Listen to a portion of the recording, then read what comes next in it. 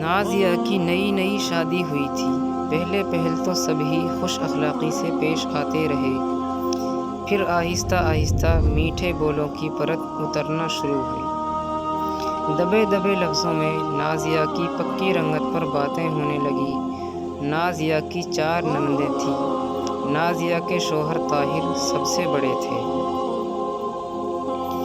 ایک دن وہ عام سے کپڑے پہنے کچن میں کام کر رہی تھی کہ اس کی چھوٹی والی نند اندر داخل ہوئی۔ اوہ، یہ آپ ہیں نازیہ بھابی؟ میں سمجھی ساتھ والوں کی کام والی آئی ہوئی ہیں۔ ماریا نے بظاہر ہنستے ہوئے کہا، لیکن اس کی آنکھیں صاف مذاق اڑا رہی تھی۔ نازیہ کا دل بجھ کر رہ گیا۔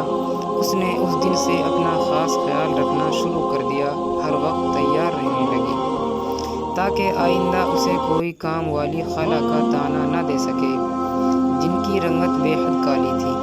کالے گورے سب اللہ نے پیدا کیے ہیں،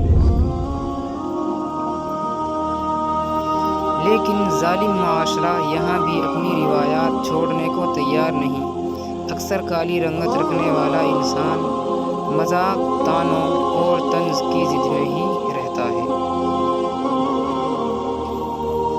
آج نازیہ اپنی بہن کے گھر جانے کے لیے تیار ہوئی۔ اس نے بادامی کڑھائی والا سرخ سوٹ پہن رکھا تھا۔ ہلکے پھلکے میک اپ کے ساتھ وہ یقیناً بہت فریش اور اچھی لگ رہی تھی۔ طاہر باہر موٹر سائیکل پر اس کا انتظار کر رہا تھا۔ جیسے ہی وہ ہینڈ بیگ سنبھالتے ہوئے کمرے سے نکلی، ساس کی کانوں سے ٹکرائی۔ آئے ہائے، ایک تو اتنا کہہ کر وہ منہ میں کچھ بدبدائی، پھر بولی، اوپر سے سرخ سوٹ۔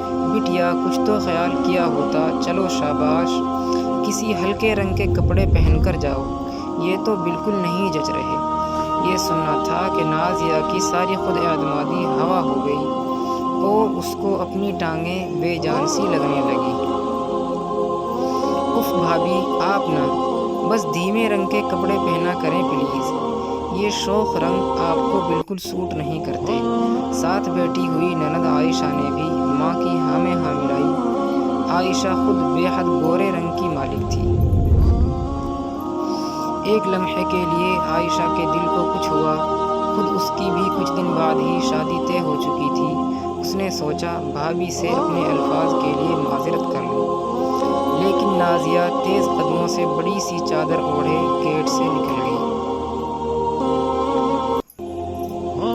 ہائے، یہ کالی کلوٹی بہو میرے ہی پلے پڑنی تھی۔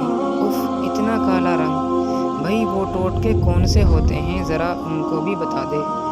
ارے میری آنکھوں پر بھی پٹی بندھ گئی تھی جب رشتہ لینے گئی تھی تو بڑا میک اپ کر کے بیٹھی ہوئی تھی۔ یہ تو بعد میں کھلا کہ اصل رنگت توے کو بھی شرماتی ہے۔ نازیہ کی ساس مسلسل بولے جا رہی تھی۔ اب تو نازیہ ان آوازوں اور طعنوں کی عادی ہو چکی تھی۔ اس دن بھی نازیہ کچن میں پیاز کاٹ رہی تھی جب اس کی ساس بولنا شروع ہو گئی۔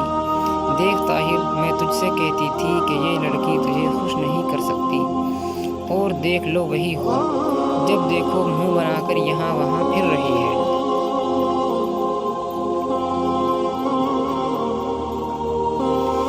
مسکراہٹ تو نام کی بھی نہیں آتی اس کے چہرے پر، منحوسیت پھیلاتی ہے پورے گھر میں۔ طاہر میاں مسمی سی صورت بنا کر بولے، اماں میں تو کہتا ہوں خوش رہا کرو، کس چیز کی کمی ہے تم میں؟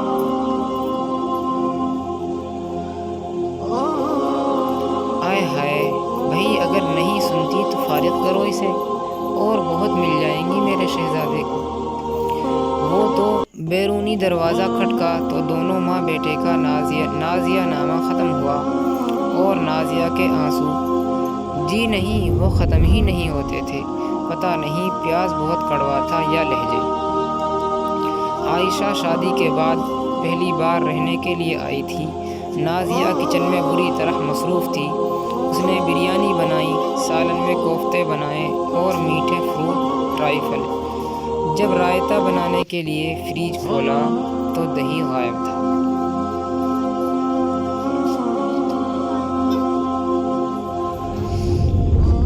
आंटी से कहती हूँ दही मंगवा दें, शायद अंकल भूल गए हों। ये सोचती हुई वो कमरे की तरफ बढ़ी तो आयशा की सिसकियों ने उसके कदम रोक लिए।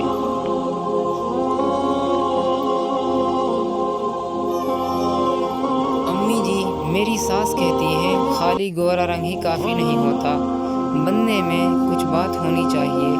जैसे ही मुझ पर नज़र पड़ती है कोसने लगती हैं। पता नहीं मैंने उनका क्या बिगाड़ा है। उस दिन मेरे से प्याज थोड़ा ज़्यादा ब्राउन हो गए तो सारा दिन मुझे बेहुनर, कोढ़ और फोहड़ कहती रही। अकरम से मेरी शिकायत भी लगा दी। अकरम ने मुझे सबके सामने थप्पड़ मारा। अम्मी जी, इतना कहकर आयशा फिर रोने लगी। बाहर खड़ी नाजिया का दिल जैसे धड़कना भूल चुका था। क्या मुकाफात अमल इतनी जल्दी भी शुरू हो सकता है, ये उसने कभी नहीं सोचा था। असल रंग मन का रंग होता है, मन काला तो तन काला।